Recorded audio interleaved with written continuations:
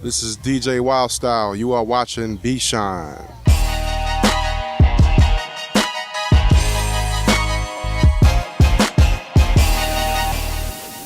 I went to a wedding one time, and when I think I was about 8 or 9, and I saw my first DJ, and he was playing a song that I really liked, and then went to something else, and I noticed how the crowd reacted every time he changed the record, and he had power over me and everyone else's emotions at that time. So I think that's what kind of planted the seed early on.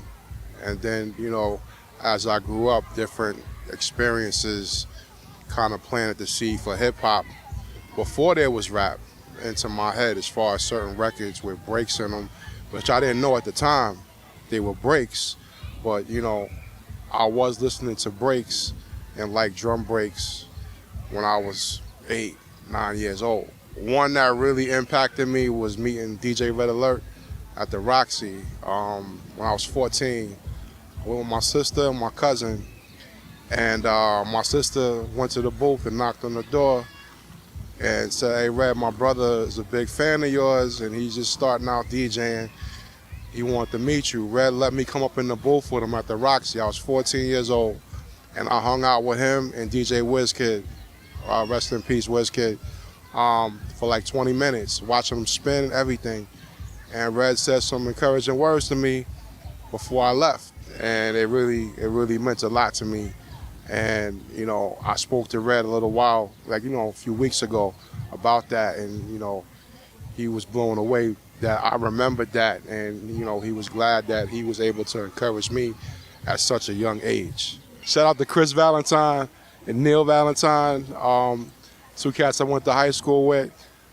Chris Valentine started out being a DJ. I guess he outgrew it, got tired of doing it, and he knew I wanted to be a DJ.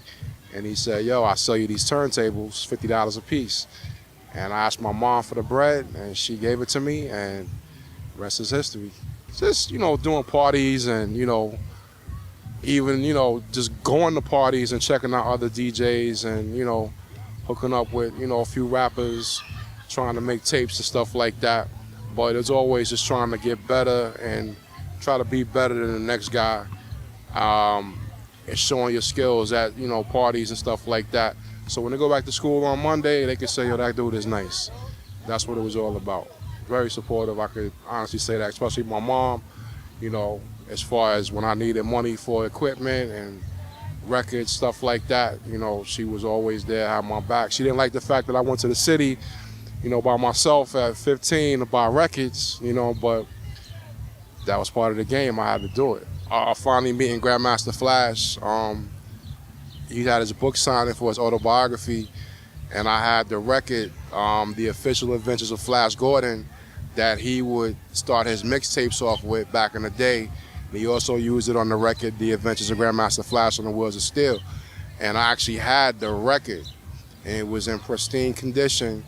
And when he saw it, he freaked out. He stopped the whole signing, and he offered me like $500 for the record on the spot, and everybody in the place was like, "Sell it, sell it." I couldn't sell it because it took me 25 years to find the record, and he signed it for me, and he gave me some really encouraging words, and we talked for a few, took some flicks, but that was a highlight for me.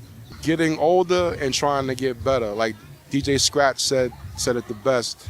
DJing is one of the few sports, I approach it like a sport, where as you get older, you should get better. It's not like you're a basketball player or a football player, and as you age, your skills decline. I mean, yeah, when you're 70 years old, you're not gonna be as dexterous and be as nimble, with your fingers and your hands.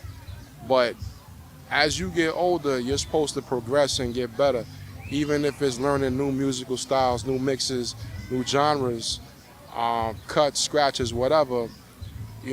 That's always a challenge, because as you get older, it's harder to open your mind up to new things. Yes, so sir. The biggest thing for me is to try to always get better and do something that I wasn't doing before.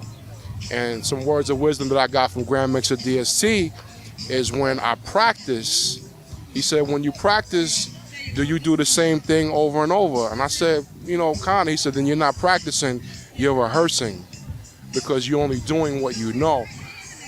Herbie Hancock told him, when you practice, you try to push yourself, push your limits to learn new things and do things that you weren't capable of doing yesterday. So that's always a challenge for me. Just being able to see the world, man. A lot of cats can't say they've been anywhere. I could say I've been around the world, Germany, Japan, Australia, New Zealand, Europe, all over the place, touring all across the states with, major groups, living that tour life, that road life.